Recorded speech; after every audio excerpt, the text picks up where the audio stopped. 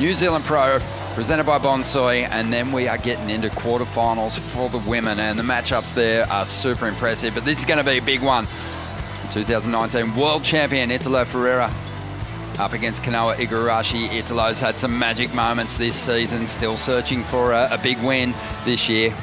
To maintain his position right up there in the top 10. It's going to be Italo getting things started here, though. So much speed. He's been freaking us out with the aerial game, but he's going to keep his rails wet here. Whips the board right around back into the bowl and then unloads on the pocket. So off those midnight black. On the planet, Italo Ferreira. Let's have a look at the replay here. So pumping for speed, driving down the line. Goes from the bottom up into that top zone where he just carves the lip into and then jams a huge power hook. Another nice wrap as he brings it down the line, and as the wave fattens out, just a couple of S-turns to... That he was riding earlier in the season. And look at Sparky on that equipment as we see Kanoa getting in on this opening exchange. Solid set waves rolling through on the opening stanza here as Kanoa looks to stay on pace with Italo. Had a couple of big turns to kick off his ride. Yeah, Italo was hammering down the line, and a couple of big impactful turns. We're yet to see what Kanoa did. And this is our first look at the outside section. So on the backhand, long section in front of him, but he squares up. And on the backhand here, Kanoa Igarashi, a couple of nice tidy turns right up high in the pocket. So beautiful form here from Kanoa. A little bit more horizontal in the approach for Italo Ferreira, but there was a lot of power.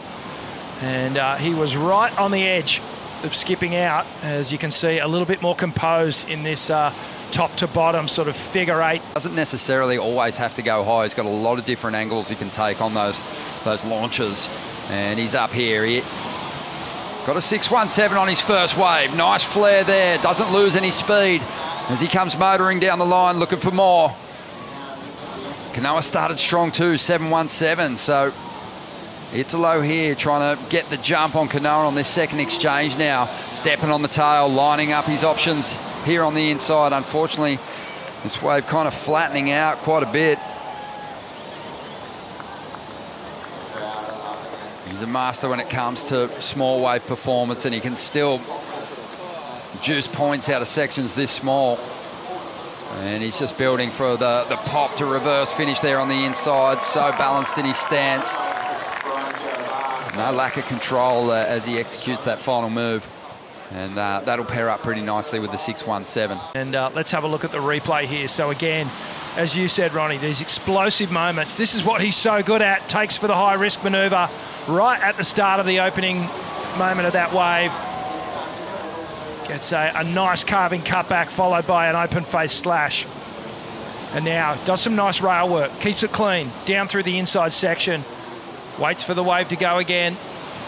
And some nice tidy snaps and carves all the way through to the inside until he finally gets to that little manufactured blowtail reverse. Italo back to his usual tricks, taking flight, projecting out of the pocket, finding room to move on what looks like a pretty difficult wave to ride. He's trying to better a 6.17 to up the heat score total and grow that requirement for Kanoa Igarashi here. So we see Italo staying busy on the inside. Yeah, dangerous. Italo just finding room on the inside. Great carve to get started. Holds the rail line before launching. Another one of those trademark pocket fin releases to reverse. And now he's just kind of cruising. He's done great work on the outside. He's just begging this wave to stand up again so he can add more points down the line. And he'll make his move now, starting to engage the rail. And this one's just not going to do it for him. Even on a wave, though, that's not really providing a lot, Italo gives it every chance to hit the inside and load up again because he's got those little moves that he can call on. Incredible small wave surfer, and the most impressive thing about Italo, he's collected some of the biggest. In the heavy water waves, that he's equally as capable as in these smaller running little lefts here as we check the replay. See how he got a little bit more inverted then, the board standing vertical really popping the fins high. And I think that's why the judges have identified it. And he's actually bettered his score 6.33. It was really off the strength of those opening moments. And then down through the inside, got a bit of small work done. Yeah, the combo gets paid, but you're right. It was a quality tail high. Welcome back to the show. This is Kanoa Igarashi. He's up against Italo. He needs a score. He had a 7.17 on his opener. He's after a 6.5 out of this one to get himself back out in front. Good section stands up here. Kanoa, as always, arrives at the perfect time to deliver these backside hits. Rolling through to the inside. He's been patient. Just his second wave in the heat. And it was a good one. So picked it nicely. Good use of the priority. But Italo's been throwing down some pretty dynamic turns, so it'll be interesting to see where the judges go with this one. Just a number of backhand hits laid down.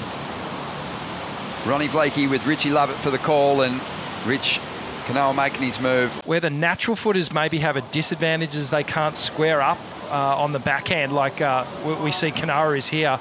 I mean, this is beautiful surfing, pinpoint accuracy. And he tags this a number of times down the line. Swordsman-like, precision style of surfing here, just cutting the wave. Off the bottom, off the top. A little bit more of a body extension carve as he comes through to the inside. But again, as you mentioned, Ronnie, a little bit of repetition. A lot of the same manoeuvre or just slight variations on the same manoeuvre. Somewhat restrictive on your backhand, whereas the forehand... To get back into this battle, some to and fro exchanges unfolding. Italo on the outside now. Wow, a lot of spark and a little bit of release in the tail, and a whole lot more on that move. Italo just looking super fit and explosive here as he swings. Maybe a better version of that same turn down the line. And this wave standing up nicely, bowling through the inside. Incredible tail slide there. Really got the board. Turned right back to the beach, and an interesting grab to maintain control through these final turns. Italo really is flaring up, throws the little shove it. He's going to ride out.